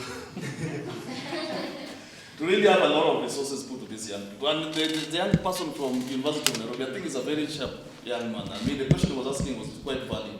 He doesn't want to come to the next event next year and go through the same thing again. So perhaps is there a possibility that there has to be very set aside budget to grow this economy? Because it's the biggest economy in the world. Thank you so much. Prayers, I swear. Yeah. There's someone raising their hand. My question goes to Dr. Tony. I've met him quite several times during the Innovation Week. If you see the cybersecurity space in Kenya, it's not respected as other countries outside are respecting cybersecurity. The reason why I'm saying this is one time, I think the last 2 weeks, when you find bigger government Twitter accounts are hacked, they use them to promote meme coins like free people. And then I was asking, what is your agency doing maybe to create awareness to the people to know how cybersecurity is important? And another thing is the Innovation Week. Can we find more affordable tickets? Find more affordable tickets for people. We don't have to sell our parents' cows to pay for the tickets. Yeah. You know, I had an experience late last year when organizing the Innovation Week, and we had some fee and some tokens for people to also access the place for free, because I had a budget up to a certain point. And it was oversubscribed. Then I saw online conversations where people were complaining, this thing is too expensive. And then I wondered, was I going to host 30,000 people and feed them? And then the balance is never easy to crack, but I'm kind of always thinking about having also some initiatives that benefit certain targets, certain audiences. Because if I put you in the same room as some investor somewhere or some corporate somewhere and so on and so forth, then I have to think about how do I make sure that you're both benefiting. Okay? And now gradually what has become clear to me is that we need to start creating smaller segments of the Innovation Week that target very specific people with very specific interventions. So classic example, we're going to run a startup festival between the 4th and the 5th of June. And that segment is about people who have resources to invest and startups who need investment. End of story. Now, we're also starting to work on clusters, innovation clusters. And we're going to start pulling together convenings that are aligned to specific sectors. So we've picked, for example, bioeconomy and biosciences as a cluster. And here I'm looking for people who are in research, people who teach, people who are products, startups that have products in that space, and investors in that space. And then we have our convergence. And so there are a couple of clusters that we're working on. But as I think about younger people, when we say we are building together the startup school, it's because I'm looking forward to climaxing it at a forum that only rallies young people and give them what they need, for them to move to the next level. So the answer to you is not trying to make the Innovation Week for everybody and waive it completely because it becomes very difficult to manage. I think it's about curating forums that are very, very specific to certain targets. Yeah, thanks. I'll touch briefly on PQ's question as well, I think, because sometimes it feels like making the economy grow it's not solely the role of government. Like, government is there to make the economy grow and change things, but this is a case of of business, of civil society, government, and we have a lot of activity from development partners in Kenya as well. So, everybody should be, government's role is to set policies and say this is the direction we should be going, and then everybody goes in the same direction. Sometimes it feels like, there's a time I remember the former president went to France, and he went on this trip, he was with Macron, and they took him to some innovation hub, incubator in France. So he met a Kenyan company doing something there at a French incubator. Apparently he got so excited and he came back, raving about this and calling people, saying, we've got to do this, this, and this. But it was the French that told him about this. He didn't know anything about this. And our own government's not, not creating the awareness. But it doesn't mean that no one's doing anything wrong, but everybody should be, all working to create the awareness of innovation. So sometimes it feels like people are competing to get the publicity around that. So sometimes it feels like people aren't working together because they all want the kudos of doing that. So it feels like people are working against each other. But we are working together for the same thing, but it doesn't feel like that. Everyone's competing for the same resources, like the money for the resources and whatever. It's a difficult thing, but to the question of cybersecurity, I don't think it's government's role to raise awareness of cybersecurity. We have cybersecurity companies in Kenya. We have plenty of cybersecurity consultancy companies, cybersecurity vendors, and everything else. Government has a role to protect national security. Their role is for security of the country. They have a role around delivering education. But I think it's government. I don't even pin this on government. Right? This is certainly if you're studying a technical subject in university, they should be including that in the curriculum. You should be learning about that as optional or component modules. Industry should be making awareness, the tech industry. But let's look at what it's an all of us to do this. That there is collaboration between the government organisations in ICT, and there is a WhatsApp group of government and private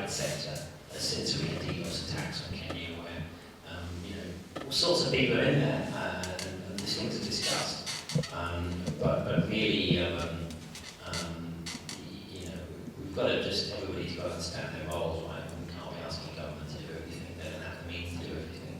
They don't have the skills to do everything. That's professionals take that one on and help make the public aware of our cybersecurity. Yeah, thank you. So since you still have the mic, I would just like you to make the final remarks in one sentence so that we can bring this dance to a close. Yeah, well, it's nice to see the room is more full than it was when we came in. So it's been a fantastic conversation.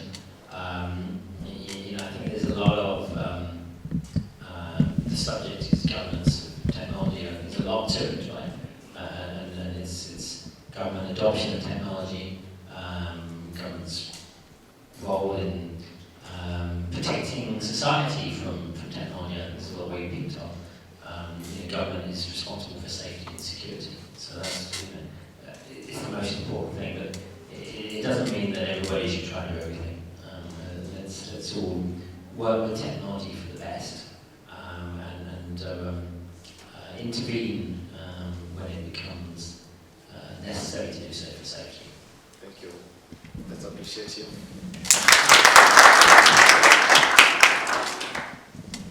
Victor, thanks very much for inviting us. Thanks very much for organizing. You know, you can work so hard and nobody comes in. And we forget. So first of all is to appreciate the initiative of, you know, gathering us together, and whenever we have opportunity to make a contribution, we should. You know, I have a certain perspective. You know, there are many countries that still haven't even figured out this thing called innovation. And so sometimes you can beat yourself hard that we should be doing a lot better, but you're actually doing pretty well. In the countries, I mean, we have started just a network of innovation agencies in Africa, and we were simulating how many countries have an innovation. They're handful, and that's something. Now, we're in formative stages. We're doing well in a number of ways, but we're in formative stages in some of these things, and some of the seeds we plant now, you know, we will reap some along the way. We have to exercise some kind of patience before we get there. The other thing that I found very interesting, during innovation, we had a summit where we had an engagement about funding for innovation. And it was a debate, really, like 2 players on one side and 2 players on the other side. And the question was, do we have enough funding to support innovation? And guess what? The team that was making the case that there is sufficient funding actually won. And they empirically demonstrated that there is more than enough. The question is, do we have this, you know, well prepared to absorb some of this funding that's available? That becomes a deeper question to engage whether we actually have the capacity to absorb some of these resources. And my little experience of the time, funding is not the problem. Yeah, it's not a problem. So let's pull together for a better Kenya tomorrow.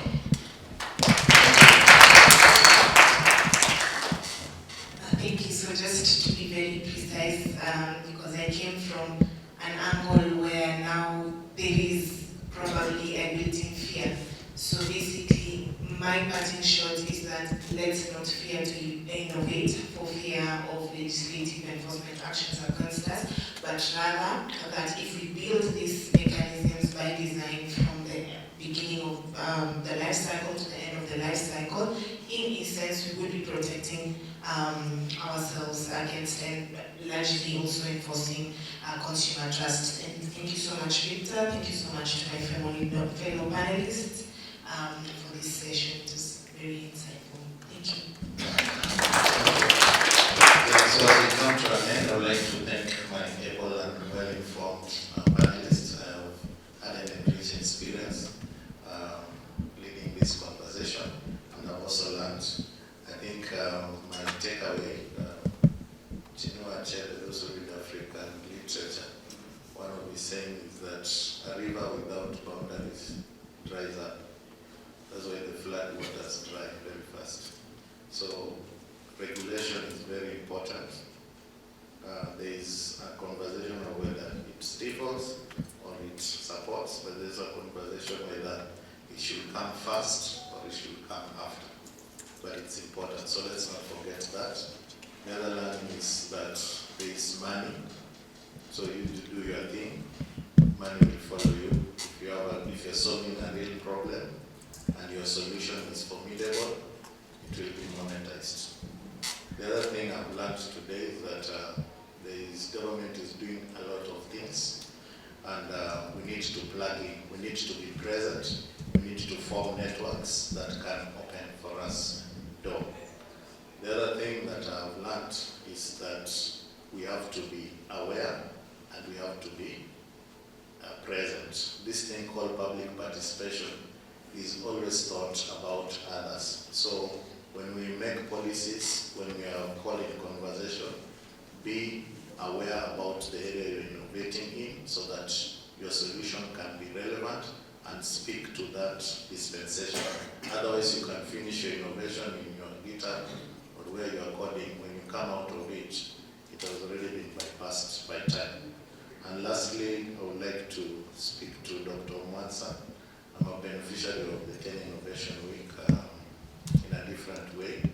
But I think also another suggestion I could give is, why don't you consider having an innovating pricing? Maintain the price, but how they pay. For example, open a wallet for Dennis. If it's you're charging 3,000, I can still leverage this Kidogo economy and put 500 until I reach 3,000, because the Kenya Innovation Week is the pre-ultimate event in Kenya. Let's have a conversation behind the tent. Yeah, it's hard to move 3,000 at a go, but if you open for me a wallet, I'll put 300, 200. Yes. By that time, I have my registration. Thank you very much. Let's appreciate them as they say.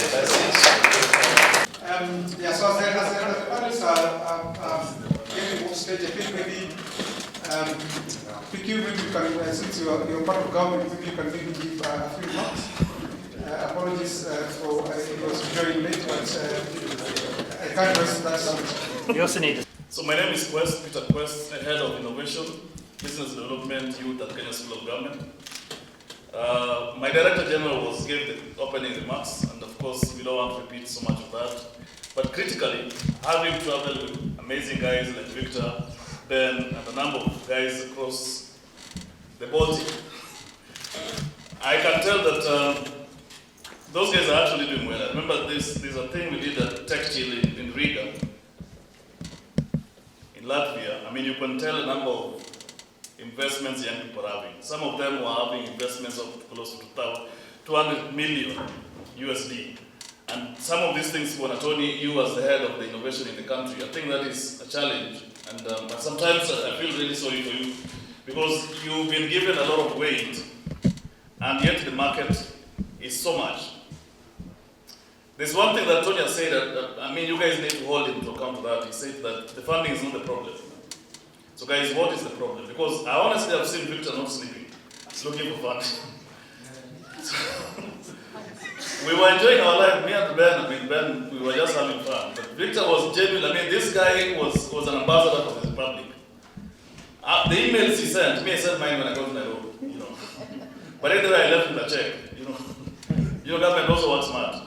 That's another thing. I mean, the other countries, they respect government. You know, I actually came with a check, so that. So I believe that if we work together and make sure that Kenya has a proper, structured and funded. I don't know if you're well funded. Reasonably. I mean, the fact that he said he's not struggling with funding, I think that's a good thing. I mean, if you look at it, and that gentleman in that t-shirt, I think you need to mentor that guy. He asks very genuinely good questions. And he doesn't want to come to the next forum asking the same question. It's not a question. He wants to be really, Tony could be a big brother. Most of the time is that, I don't know if we believe in mentorship and role modelism. Yes. I think that is one thing that perhaps really propelled the young innovators to really get to the big markets. Because if you look at those who have succeeded, and like what Victor said, that Kenya Innovation Agency, which started at Kenya School of Government, by the way. The first one was at Kenya School of Government. Yeah. And we believe this year's will be at Kenya School of Government. Let's hope. And all of us at Kenya School of Government will work with Tony in advance to make sure the tickets are affordable at some point, so that we reduce the price in meals to make sure that the young people get it right. So if we work in collaborative, all the government agencies that support young people, we will actually achieve what Victor's talked about, being beneficiary of a good initiative. I do believe at the same time people can talk about being beneficiary of this Innovate Kenya. I was at ASEC meeting and I could tell there was a lot of energy for young people to recreate. And I believe, Tony, this is the first time, this is the time that we have to consult the president most of the time. The young people love him. It's true, by the way. Forget about what happens. The young people love the president. We love our president. And we believe the more he keeps investing in opportunities for young people, the better these young people will create more jobs for themselves. Thank you so much. Thank you so much, Vicky. So as part of the sessions that we're having is at least to have one pitching session for startup. And again, it's not a question of pitching for investment, but pitching of showcase and showing impact. So we have one session, one pitching from a company called Loiter. So they'll just do a quick pitch, then we can have certain guidance in terms of problem statement, then probably can be discussed. So Loiter? And Loiter, what you're working on is to accelerate the adoption of telematics in Africa. Telematics being the remote transmission of data from computerized devices that are installed in remote location. So what we're doing with this is to be able to work with IoT devices and have those IoT devices present meaningful data into dashboards that can be able to inspire meaningful conversations or meaningful decisions for governments, institutions, and also the private sector. So we were working with IoT devices and we were able to install different kinds of sensors into assets. Mostly we worked with vehicles, installing GPS trackers, fuel sensors, and all those kinds of sensors that you can be able to have inside a vehicle. But we were trying to look at things differently and see how we can be able to create impacts in terms of governance and accountability. So we saw an opportunity there by focusing on what we have as a competency inside of Loiter, that is working with IoT, and using that knowledge to be able to create a solution that can improve governance and accountability. So the way we were looking at things, since inside of Loiter we are focusing on transport and mobility, we tried to look at things differently and created a solution for the boda industry. So for the boda industry, we are trying to create a way to be able to manage them. Currently, the industry is growing at a fast pace. We have about 1.4 million boda operators registered in the country. And this presents a huge population that needs proper governance and proper service by governments. So we were looking at a simple solution whereby we can be able to track these boda operators and also provide services for them. So if you look at the problem that we are looking at, we are just asking ourselves questions that you will typically find in a design thinking session. How might we enable these boda operators prevent theft of the motor vehicles? How might we enable this boda organized into circles or any other form of grouping be able to have digital registrations? How might we improve compliance? And how might we just essentially cover all the problems that these boda guys are facing? So we are still working with our core competency, the tracking devices. And you're looking at the problem that these tracking devices present to how they are currently operating. In the picture, I'm showing a typical example of a tracking device. And as you can see, it is easily recognizable. This device is meant to be installed inside a boda, inside either boda or a vehicle, and you can be able to track it. And it's an active tracker, meaning that you need an external power source. So you have lots of cabling running into the battery. The weakness that presents is that if you disable the battery, you essentially disable tracking on that particular boda. So we're trying to overcome this, and we're trying to overcome this in an innovative way that presents other benefits aside from just tracking. So the solution that we're presenting is a different kind of shift from the normal tracking, whereby we are working with passive tracking. So under passive tracking, we have devices that we're installing in certain areas, for example, entries or exits of key highways inside a city or a zone. And these devices will be able to detect other devices that will act now as a tracker. So in the image I'm showing a border operator, and inside that border itself, we have installed a tracker.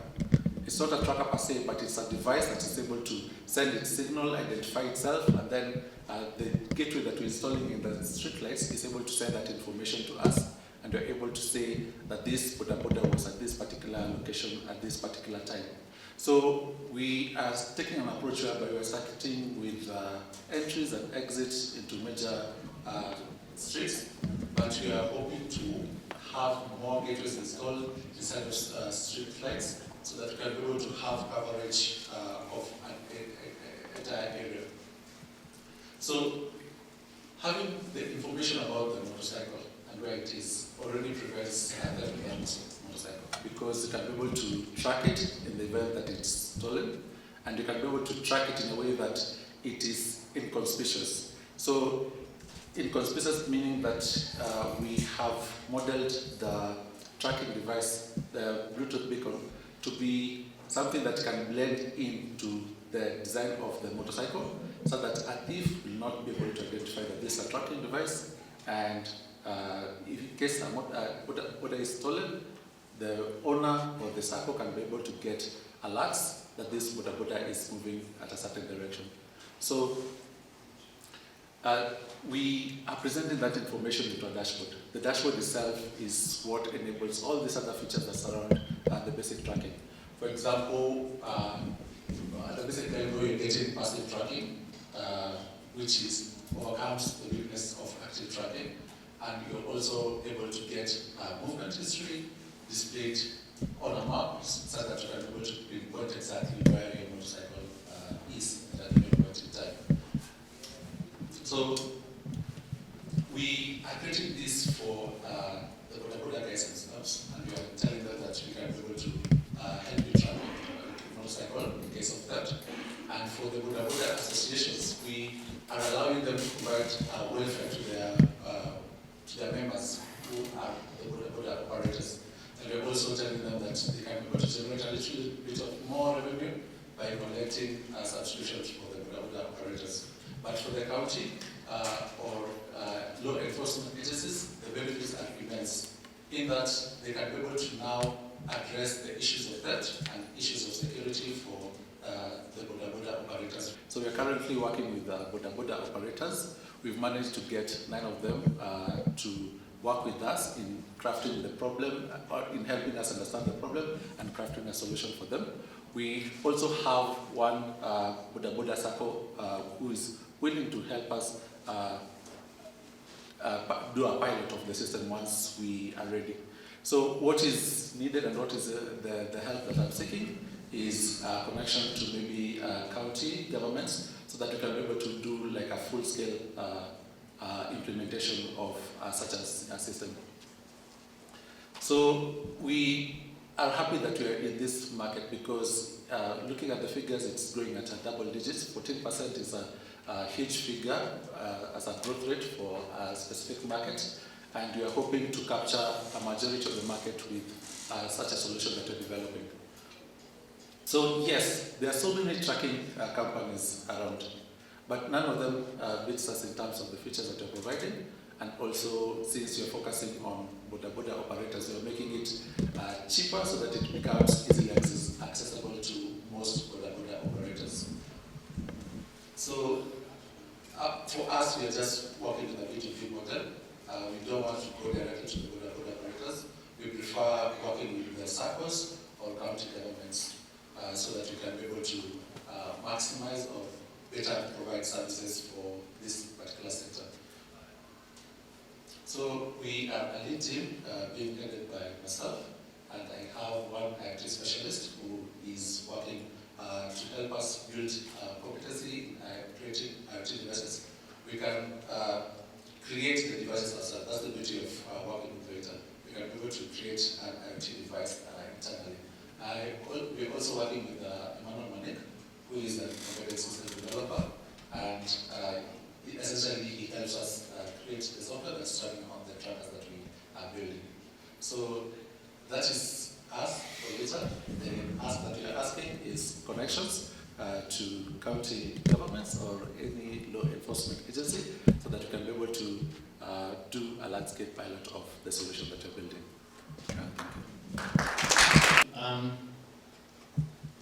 I'm seeing there, so you've got a lamppost, you've got a gadget,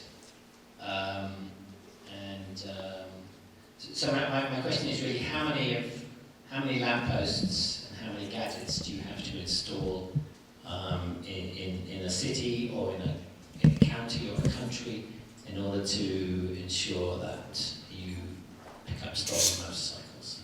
How many, let's say if it was Nairobi, how many of those would you have to install in Nairobi to make the system effective? Okay, we are drawing inspiration from the street cameras that are currently installed in Nairobi, and with that, the law enforcement agency are able to efficiently track movements of a vehicle. So we are starting by installing in major cities, major exits or entries into cities or as particular zone. But when it comes to the question of how many we need to efficiently track a motorcycle, it again depends on the budget, because we can install them on every other street lights, which will be expensive, but it will enable us to pinpoint the exact location of a motorcycle. It doesn't depend on the budget. The budget is a limitation, effectively. The number you have to be effective is going to be determined by the number of lampposts and the geography. I mean, it's not every street has lampposts. Some streets are dark. So the budget doesn't determine how many. The budget determines how many you can afford. It doesn't determine how many you need.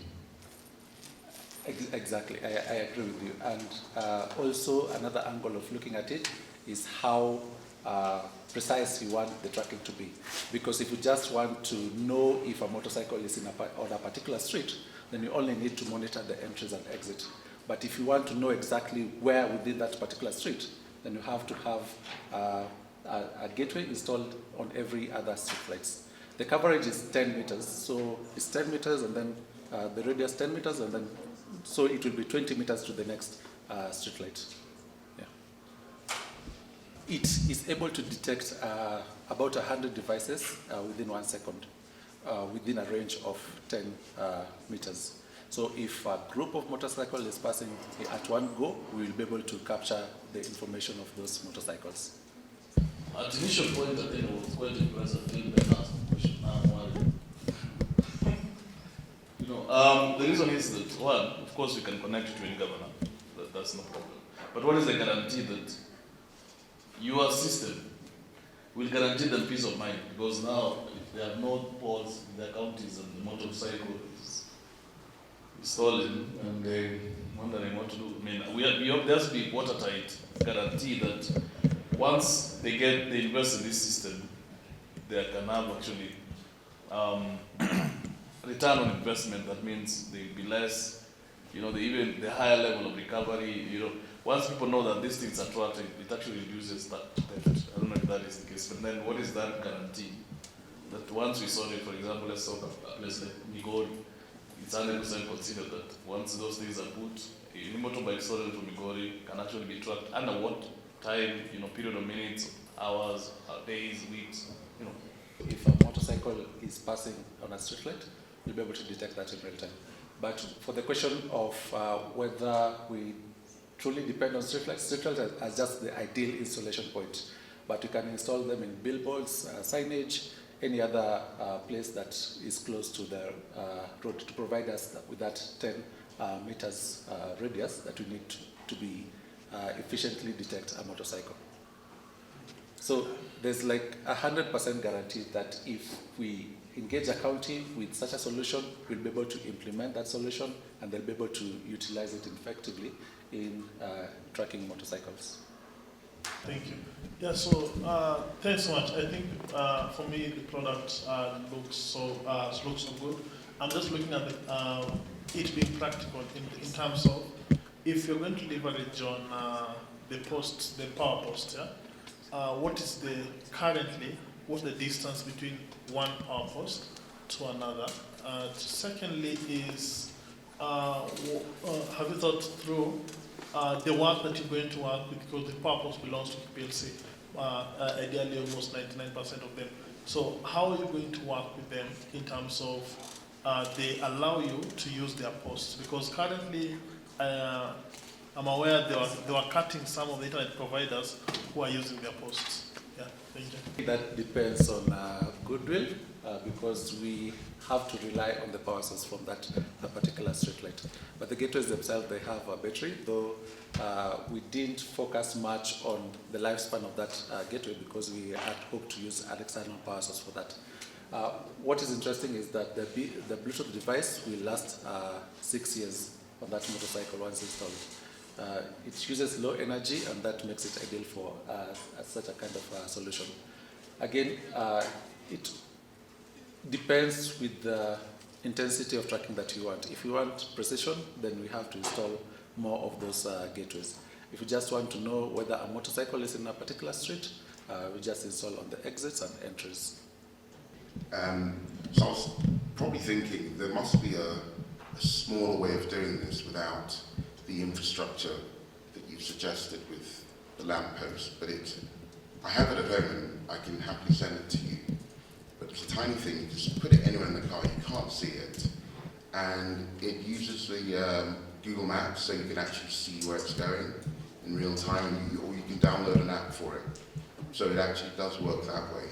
So it may be something you've thought about and you've discarded it, but I have seen a fix for what you're talking about, because I dealt with quite a few border drivers, speaking to them, and something like this could be very inexpensive to build. They'll be more than happy to have it, and you can slip it just about anywhere on the bike. Now I think you made it 24 hours, 48 hours or so, but there was a time limit to it where you may have to change a small battery.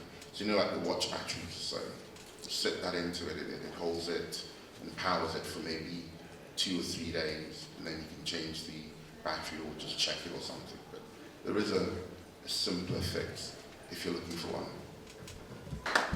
So I think as we wrap up, one of the things we've been grappling with or debating is trying to get a problem or a problem statement for the hackathon that was supposed to start running from today, tomorrow, then up to Friday. And it was important for all of us to be able to go through the different sessions for us to be able to craft a problem. Again, the problem statement is around government.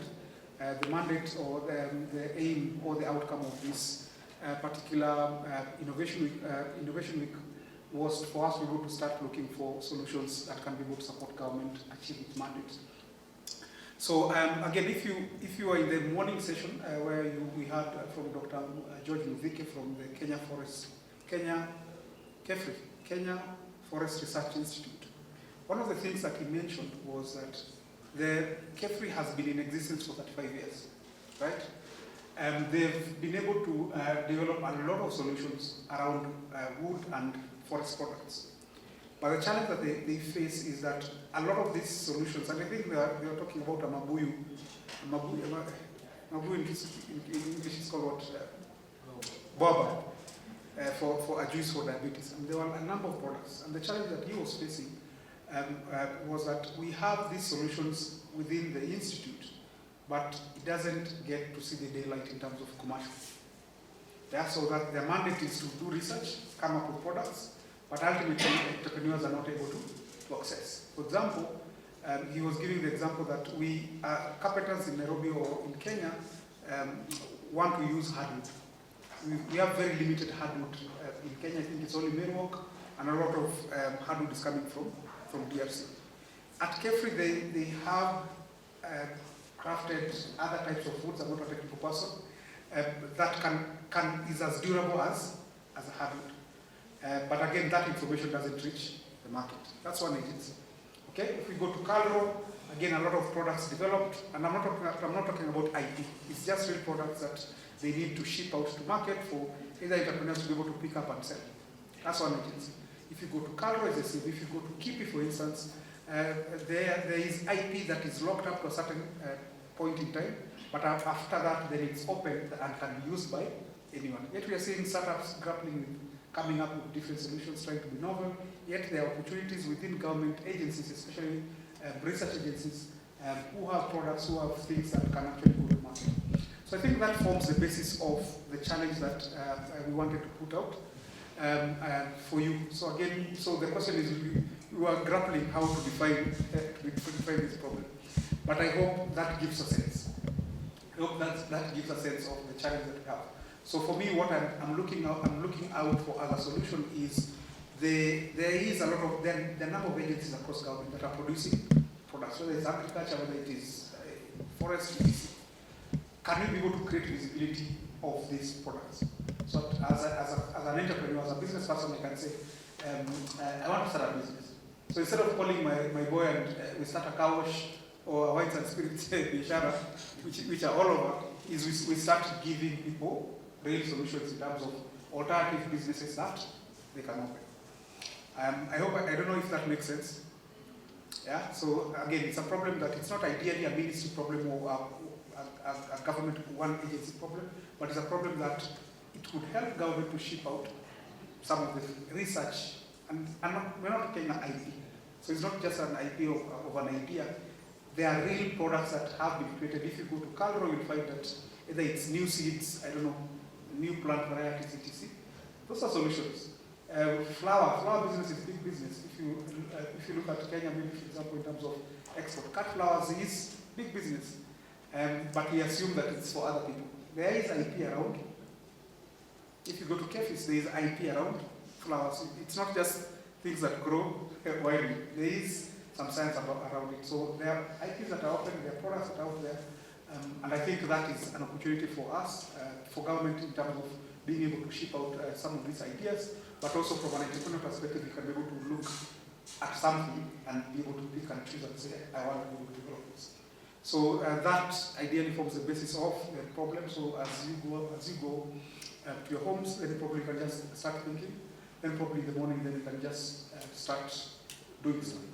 So hopefully, again, it's not a hard enough problem to take days. I mean, it's hard, but also very simple in terms of thought process. Again, we're not looking for 100% in terms of product, but at least some semblance of a solution are the same. Then probably we can be able to make presentations the same, the way Toyota did. Then we can be able to have a conversation. Okay, so I'll buy your mango. I'll do shopping for you for price money. So thank you so much for making the time for today. Thank you.